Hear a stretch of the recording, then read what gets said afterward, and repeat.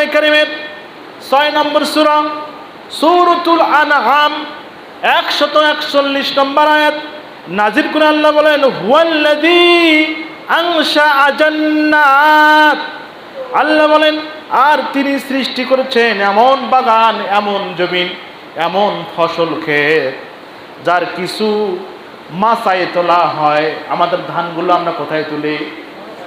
কথা বলেন না কেন? কোথায় তুলি? আমাদের ধানগুলো, গমগুলো, সর্ষেগুলো আমাদের মাচায় তুলি, ঠিক কিনা? আল্লাহ বলেন যার ফসলগুলো তোমরা মাচায় তোলো, আর কিছু তোলা হয় না।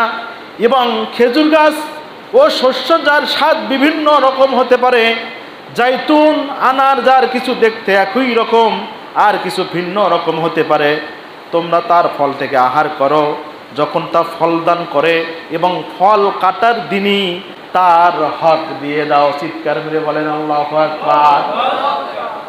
মানুষের যেরকম হক আছে,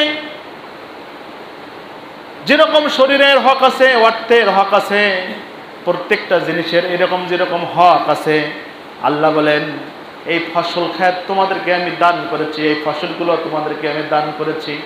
অনেক মানুষের ফসল হয়েছে, এবারও অনেক মানুষের দেখেছি আমি যে তারা ধানের গাছ গেড়েছে, 2-3 দিনের ভিতরে এই রকম পোকা লাগাইয়া সমস্ত ধানগুলো শেষ করে দিছে। আছে না? নাই? আছে না? দেখছেন ধান হয়ে গেছে, ফুলে গেছে, পাকা অবস্থায় 2-3 দিনে ধান শেষ, গাছ আছে কিন্তু ধান নাই।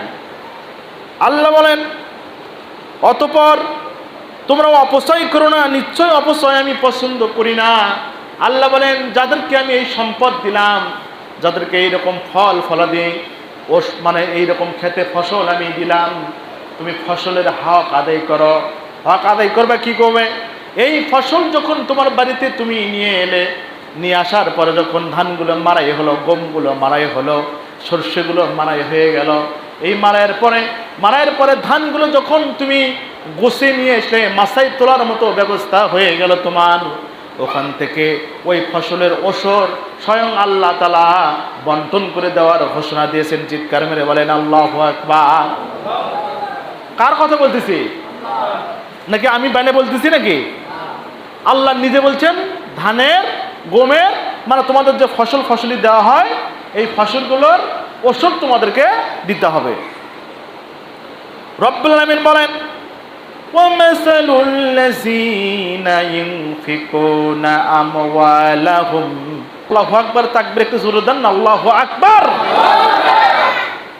আল্লাহ বলেন আর যারা সন্তুষ্টি সাধন এবং নিজের জীবনে প্রতিষ্ঠার জন্য ধন সম্পদ ব্যয় করে, তাদের উপমা আল্লাহ দেন যেমন উর্বর ভূভাগে অবস্থিত একটি উদ্যান, তাতে প্রবল বৃষ্টি ধারা পতিত হলো, ফলে সেই উদ্যানে দ্বিগুণ শস্য দান করা হলো। কিন্তু যদি বৃষ্টিপাত না হয় তবে শিশিরই যথেষ্ট, এবং তোমরা যা করেছ আল্লাহ তা প্রত্যেকটা জিনিস তা পর্যবেক্ষণ করতেছেন। চিৎকার মেরে বলেন সুবহানাল্লাহ। আল্লাহ এখানে পানি দ্বারা, শিশির দ্বারা সুন্দর করে আমাদের একটা উপমা দিয়ে জানাই দিলেন তোমাদের দান করলে ক্ষতি হলো কি। যেমন তোমরা ফসলে দান করতেছ, পানি নাই, ফসলগুলো নষ্ট হয়ে যাওয়ার মতো। আল্লাহ বলেন যারা দান করে, আল্লাহ বলেন তাদের বৃষ্টির কোনো প্রয়োজন হবে না। আমি আল্লাহ তাআলা শিশিরের কণা আকাশ থেকে নিযুক্ত করে ওই দানকারীর সম্পদগুলো, তার জমিগুলো আমি উর্বরের ব্যবস্থা করে দেব। চিৎকার মেরে বলেন সুবহানাল্লাহ। দানকারী যারা দান করে, আল্লাহ বলেন এইভাবে তাদের ফসলগুলোর ক্ষেতের আমি বারাকা দান করে দেব। বলেন আল্লাহু আকবার। ভাইরা আমার, আল্লাহ বলেন এই ধানের ওসর, আমরা যা ধান পেয়েছি প্রত্যেকটা মানুষের ধানের ওসর দিতে হবে। যদি ধানের ওসর যদি আপনি না দেন, তাহলে এই ধান তোমার জন্য যেরকম হক আদায় হবে না।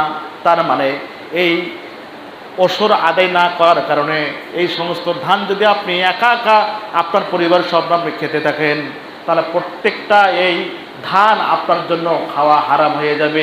একটু চিৎকার মেরে বলেন নাউজুবিল্লাহ। সম্পদের যাকাত না দিলে যে কোনো সম্পদ হালাল হয় না, ওই রকম ধান মেরেছেন কিন্তু ধানের ওসর আপনি যদি না আদায় করেন, ধান আপনার জন্য হালাল হবে না। কথাকার আর জোরে বলেন না, কার কথা? আল্লাহ বলছেন ধানের ওষুধ যদি আদায় না করো, সম্পদ যেরকম জাকাত না দিলে সম্পদের যেরকম তোমার জন্য হালাল হয় না, ধান যদি না দাও, ধানের ওষুধ যদি আদায় না করো, এগুলো তোমার জন্য হালাল নয়। আল্লাহ তাআলা সেই জন্য বলেন এই সম্পদ তোমাকে আমি দান করেছি, তোমাকে বাদে অন্য কাউকে আমি দান করতে পারতাম। এই ক্ষমতা বলেন আল্লাহর আছে না নাই? আরো জোরে বলা লাগবে, আছে না নাই? আল্লাহর যদি থেকে থাকে তাহলে বলেন ধান যারা পেয়েছি তাদের ওষুধ আদায় করার দরকার আছে না নাই? আরো জোরে বলা লাগবে, আছে না নাই? এখন ধানের ওষুধ আদায় করবেন কেমনে? ধানের ওষুধ আদায় করার নিয়ম হচ্ছে, যদি আপনি সেচ দিয়ে, পানি দিয়ে, মোটর দিয়ে, নিজে সেচ দিয়ে যদি আপনি ধান খেতে ফসল উৎপাদন করেন, তাহলে আল্লাহ বলেন তারা তোমাকে 20 ভাগের 1 ভাগ তোমাকে ধানের ওষুধ দিতে হবে। 20 ভাগের 1 ভাগ, তার মানে হলো 100 কেজিতে 5 কেজি। 100 কেজিতে কত? কি বুঝতেছেন আপনারা? কত বুঝতেছেন তো নাকি? 100 কেজি কয় কেজি? যদি ধান মানে নিজে আমরা যখন পানি সেচ দিয়ে আবাদ করছি, ঠিক না? মানে মোটর পানি, সেলোর পানি, যে পানি দিয়ে আমরা নিজেরা যদি পরিশ্রম করে আবাদ করি, তাহলে 100 কেজিতে কয় কেজি? 100 কেজিতে 5 কেজি দিতে হবে। আর যদি পানি সেচ না দেই, আল্লাহর বৃষ্টির পানি দিয়ে যদি আবাদ হয়ে যায়, তাহলে 100 কেজিতে 10 কেজি দিতে হবে। কথা কার? আল্লাহ বলছেন যদি তুমি নিজে পানি সেচ দিয়ে পরিশ্রম করে আবাদ করো, তাহলে প্রতি 100 কেজিতে তোমাকে 5 কেজি করে ধানের ওষুধ আদায় করা লাগবে। আর যদি পানি সেচ না লাগে, আমি বৃষ্টির পানি দিয়ে তোমাকে আবাদ করে দেই, তাহলে 10 কেজি মানে 100 কেজিতে 10 কেজি তোমাকে দেওয়া লাগবে। তাহলে যারা ধানের পেয়েছেন 100 কেজিতে 5 কেজি দিবেন, এইভাবে হিসাব করতে করতে যত হয়, যে যত ধান মারেছেন এইরকম হিসাব করে করে যত হয় এইরকম করে দিতে থাকবেন। আর এটার একটা নিয়ম আছে, কত মন পর্যন্ত ওষুধ দেওয়া লাগবে আল্লাহ তাআলা সেটাও আমাদেরকে জানাই দিয়েছেন। চিৎকার মেরে বলেন মারহাবা। সবাইকে দেওয়া লাগবে না। কাকে দেওয়া লাগবে? মুফাসসিরিন ইকরাম গবেষণা করে কোরআন হাদিস থেকে যাচাই বাছাই করে তারা সর্বোচ্চ 25 মনের কথা বলছে। কয় মন? মানে 25 মন পর্যন্ত যাদের আছে তাদের দেওয়া লাগবে না। মানে 25 মন পর্যন্ত যারা পাইছেন, মানে 25 মানে ধরেন 24 মন 35 কেজি পাইছেন, 25 মন হয় নাই, হ্যাঁ, এইরকম যদি হয় তাহলে তাদের ওষুধ দেওয়া লাগবে না। কিন্তু 25 মনের উপরে যখনই আপনি যাবেন, তখন আপনাকে পুরো ধানের ওষুধ দেওয়া লাগবে। কথা কি আপনাদের বুঝতে পারতেছি কিনা আল্লাহ জানে। আমন ধান তাহলে আপনি 100 কেজিতে 10 কেজি, ওই একই সিস্টেম। 25 মন যদি ওভার হয়ে যায়, তখন মনে করেন 100 কেজি হিসেব করে 10 মন মানে 10 কেজি করে দিতেই থাকবে। এইরকম করে হিসেব করবেন কত কেজি পাইলেন, এইভাবে হিসেব করবেন কত কেজি করে পাইলেন, যত পাবেন তত দিতে থাকবেন। মানে 20 মনে 1 মন, আবার ওখানে 10 মনে 1 মন। কত কি বুঝতে পারতেছি? হ্যাঁ, তার মানে 20 মন মানে 25 মন যদি ধান পেয়ে যান, তাহলে 20 মনে 1 মন ধান আপনাকে আল্লাহ তাআলা ওষুধ দেওয়া লাগবে। আর আমনের ব্যাপারে আল্লাহ তাআলা বলছেন যদি আমার বৃষ্টিতে তোমার দান হয়ে যায়, তাহলে 10 মনে, প্রত্যেক 10 মনে 1 মন করে ধান আমার রাস্তায় তোমাকে দান করা লাগবে। চিৎকার মেরে বলেন আল্লাহু আকবার। তার মানে হলো কি, যদি আপনি 25 মনের উপরে ধান পেয়ে যান, তাহলে প্রত্যেক 20 মনে 1 মন করে ওষুধ দেওয়া লাগবে। যদি ওষুধ না দেন, তাহলে সম্পূর্ণ ধান আপনার জন্য হারাম। কি? তাও আপনার জন্য কি? হারাম। তার মানে আপনি যদি সম্পদ পাওয়ার পরে ওষুধ আদায় না করেন, যাকাত আদায় না করেন, তাহলে সমস্ত সম্পদ আপনার জন্য অবৈধ। ওই অবৈধ সম্পদ দিয়ে আপনার ইবাদত হওয়ার সম্ভাবনা নাই। কুরবান আসতেছে সামনে, কুরবানির জন্য আল্লাহ তাআলা বলছেন ও দুনিয়ার মানুষেরা রে, এই কুরবানির বিধান আমি নাজিল করেছি। এই কুরবানির বিধান শুধু এখন নয়, আদম আলাইহিস সালাম এই পৃথিবী আসার পর থেকে আল্লাহ তাআলা কুরবানির ব্যবস্থা করেছেন। বলেন সুবহানাল্লাহ। এটা আজকের বিধান নয়। আদম আলাইহিস সালাম এই পৃথিবীতে অবতরণ করার পরে আল্লাহ তাআলা হাবিল কাবিলের মাধ্যমে কুরবানির ব্যবস্থা আল্লাহ তাআলা চালু করে দিয়েছেন। এই কুরবানির ব্যবস্থা চালু করে দিয়ে আল্লাহ তাআলা বলছেন যে তোমাদের কাছে উত্তম বস্তু যারা আছে, উত্তম জিনিস যারা, তোমরা আল্লাহ রাস্তায় কুরবানি করো। আল্লাহ তাআলা বলেন কোরআনে কারীমের 2 নম্বর সূরা সূরাতুল বাকারার 167 নম্বর আয়াত নাযিল করে আল্লাহ তাআলা ঘোষণা দিলেন, আমার বান্দারে তুমি আমার রাস্তায় যখন দান করবে, আমার রাস্তায় যখন খরচ করবে, সব থেকে উৎকৃষ্ট যে জিনিসটা, সেই জিনিসটা তোমরা আমার রাস্তায় দান করো। চিৎকার মেরে বলেন আল্লাহু আকবার। আল্লাহ তাআলা কোরআনে কারীমে বলেন, ইয়া আইয়ুহাল্লাযীনা আমানু আনফিকু মিন তাইয়্যিবাতিন মা কাসাবতুম ওয়া মিম্মা আখরাজনা লাকুম মিনাল আরদ ওয়া আলামু আন্নাল্লাহা গনিয়্যুন হামিদ। কার কথা বলতেছি? আল্লাহ তাআলা বলেন সূরাতুল বাকারা 167 নম্বর আয়াত, আল্লাহ বলেন, হে মুমিনগণ, আল্লাহ তাআলা পুরো মুমিনদেরকে আল্লাহ তাআলা টার্গেট করে ডাক দিয়ে বললেন, আমার বান্দারা শোনো, তোমরা কি করবে? তোমরা ব্যয় করো উত্তম বস্তু। কি বস্তু?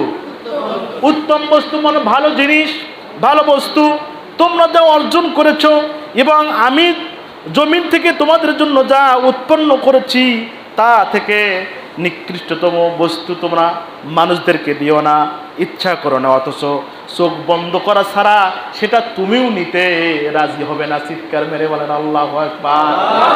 চোখ মেলে আল্লাহ বলছেন চোখ বন্ধ করা ছাড়া যেটা তুমি নিতেও রাজি হবে না। মানে চোখ মেলে কি খারাপ জিনিস কেউ জীবনে নিবে? কথা বলে নিবে? আল্লাহ বলতেছেন যে চোখ মেলে তুমি যেটা নিবে না, চোখ বন্ধ করে তোমাকে সেটা নেওয়া লাগবে। সেই জন্য আল্লাহ বললেন, যে জিনিস তুমি চোখ বন্ধ করে ছাড়া গ্রহণ করতে রাজি হও না, চোখ মেলে তুমি কখনো খারাপ জিনিস নিতে পারবে না। সেই জন্য তোমরা এমন উত্তম জিনিস তোমরা মানুষদেরকে দান করো, নিজে আমার রাস্তায় ব্যয় করো। আর জেনে রাখো, আল্লাহ কিন্তু অভাব মুক্ত প্রশংসিত। আমার মানে আল্লাহ বলতেছে আমি অভাব মুক্ত প্রশংসিত। আল্লাহর কি কোনো অভাব আছে নাকি? আল্লাহ কি অভাবী? আল্লাহ বলছে আমার কিন্তু অভাব নাই, তুমি দিলে তোমার লাভ। আল্লাহ তাআলা কুরবানির বিধান নাযিল করে দিয়েছেন। সেই জন্য আমাদের দেওয়ার ক্ষমতা আছে। যারা আমরা কুরবানি দিতে ক্ষমতা রাখি, যাদেরকে আল্লাহ সম্পদ দান করেছে, বলেন তো প্রত্যেকটা মানুষের কুরবানি দেওয়ার ক্ষমতা আল্লাহ যাদের দান করেছে দেওয়ার দরকার আছে না নাই? যদি দেওয়ার ক্ষমতা থাকে তাহলে উত্তম বস্তু মানে উত্তম জন্তু দেখে আমাদের কুরবানি করার দরকার আছে। এখন যদি আপনি একা না পারেন তাহলে গরুতে 7 ভাগ দিবেন। কয় ভাগ? 7 জন মিলে কুরবানি করবেন। তবে সাবধানতা অবলম্বন করতে হবে। সেইটা হলো 7 জন যদি আপনারা কুরবানি দিতে চান, সমস্ত ওই 7 জন ব্যক্তিকেই আল্লাহ ওয়ালা হতে হবে। তার ভিতরে যদি একটা মানুষের কোনো হারাম টাকা থাকে তাহলে ওই 7 জনের কুরবানি আল্লাহ তাআলা ধ্বংস করে দেবেন। বলি নাউজুবিল্লাহ। এক মানুষের যদি টাকা যদি মানে হারাম থাকে তাহলে 7 জনের কুরবানি কি? কথা বুঝেন নেই মনে হয়। তাহলে কি হবে? তার মানে আপনি 7টা লোক যদি নিবেন, সেই 7টা লোক অবশ্যই বাছাইকৃত হতে হবে। 7 জন মিলে কুরবানি করবেন। বাজারে যাবেন, বাজারে যাওয়ার পরে যদি এক লোক বলে এর গোস্ত কয় কেজি হবে, তাহলে কুরবানি হবে? কত বলেন কুরবানি হবে? খবরদার এই কথা মানে কয় কেজি গোস্ত হবে এই কথা যদি কুরবানি মানে গরু কিনেন তাহলে কুরবানি আপনার জন্য হয় নাই। আপনি গোস্ত খাওয়ার জন্য গরু কিনছেন। আপনি গরু দেখবেন গোস্ত কয় কেজি হবেন সেটা এমনি তো আপনার আইডিয়া আছেই। কথা বলেন ঠিক কিনা? এটা তো আইডিয়া আছে, আপনার বলার দরকারটা কি? বলবেন কেন? এই বলাটাই তো সমস্যা। বলবেন না, চুপচাপ থাকবেন, আইডিয়া করে নিয়ে আসবেন। কেন গোস্ত ছাড়া তো কেউ গরু কিনবে না। কিনবে?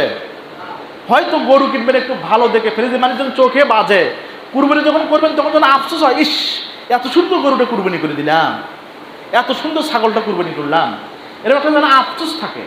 এইরকম করে কিনলে সেটা মনে করেন পছন্দনীয় কুরবানি হবে। ওই জন্য আল্লাহ বলেন উত্তম জিনিস, ভালো বস্তু তুমি আমার রাস্তায় দান করে দাও। আমার রাস্তায় যদি দান করো, আমি কিন্তু আল্লাহ অভাবী না, আমি প্রশংসিত। সুতরাং উত্তম বস্তু, উত্তম জিনিস খরিদ করে আমার রাস্তায় তোমরা কুরবানি করে দাও। চিৎকার মেরে বলেন সুবহানাল্লাহ। 7 জন মিলে যদি কুরবানি করার ক্ষমতা না রাখেন, যদি ওই রকম লোক না পান, তাহলে একটা ছাগল কিনবেন। কি কিনবেন? এবার বলেন তো, ছাগল কেনার টাকা আমাদের এই সমাজে এরকম কয়টা লোক পাবেন যার ছাগল কেনার টাকা নাই? আছে এরকম লোক? এখন যদি মনে করেন কুরবানি দিয়ে লাভ কি, কুরবানি দিয়ে পাই 4 কেজি গোস্ত আর ভাগ দেয় এমনি পাই 3 কেজি। আছে না নাই? আছে না নাই? কথা বলে। হ্যাঁ, এরকম যদি হয়, আপনার টাকা আপনার ব্যাগে আল্লাহ কখনো রাখবে না, এমন অসুস্থ আপনাকে দিবে। এখন ডাক্তারের যে অবস্থা, যাবেন 4টে পরীক্ষা দিবে, দেখবেন আপনার কুরবানির টাকা ডাক্তারে নিয়ে নিছে। ঠিক কি না? হ্যাঁ, আমি একবার সিরাজগঞ্জ থেকে যাচ্ছিলাম রাজশাহীতে, মাইকের উঠলাম, ডাক দিয়ে মাইকের উঠলাম, আসেন আসেন রাজশাহী রাজশাহী রাজশাহী। তো একজন কাপড়ের গাড়ি টেটি নিয়ে পিছনে উঠে এলো, আমি মাইকেল উঠলাম। চলন বিলের মাঝামাঝি একটা ব্রিজ আছে, ওই ব্রিজের আগে যা কয় মানে বাজে ভাষায় গালি দিয়ে 2 দিক দিয়ে 2টো অস্ত্র ধরলো, যা আছে ভাই কর। বুঝতে পারতেছেন? হ্যাঁ। তো ভাই আমি বললাম, ভাই আমার কাছে তো এরকম টাকা বসে নাই, নিয়ে নেন। তো আমার কাছে 4000 টাকা ছিল, টাকাটা নিল। নেওয়ার পরে পাশে এক লোক বলতেছে, কয় ভাই আমি কুরবানি করার জন্য টাকাটা নিচ্ছি, ভাই আমার টাকাটা নিয়ে না। কয় আমাকে দে, কুরবানি তোর এমনি কুরবানি সব তুই পাওয়া যাবি। একটু নাউজুবিল্লাহ জোরে কম, কুরবানি সব কি পাবে? ওয়াক্ত আরো ডাবল করে কুরবানি দেওয়া লাগবে। কথা বুঝতে পারতেছেন? তার মানে আপনি ছাগল কিনবেন না, টাকা রাখবেন, ডাক্তার কাছে যাবেন, দেখবেন কুরবানির সব আপনি ওই চোরের মতো আর কি, ডাকাতের মতো, ওই কবে কুরবানির সব তুই পাইয়ে গেছিস, কোনো সমস্যা নাই। ওই জন্য যেহেতু কুরবানি মানে যদি আপনার ওইরকম করে ডাক্তার নেয়, তাহলে কি কোনো সব আছে? যদি ডাকাতে নেয় সব আছে? সব নাই। আর যদি আপনি কুরবানি করেন, সব আছে না নাই? তাহলে টাকা তো ওই দিক দিয়েও গেল, এদিক দিয়েও গেল।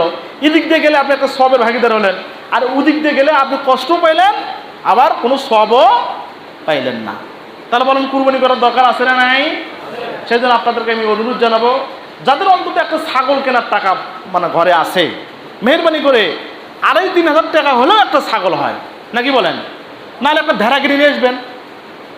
যে কোনো একটা বস্তু, ভেড়া হোক, দুম্ব হোক, ছাগল হোক, খাসি হোক, মোষ হোক, যা আছে মানে আপনার যতটুকু সমর্থ আছে, ওইটুকু দিয়েই আপনি একটা কুরবানি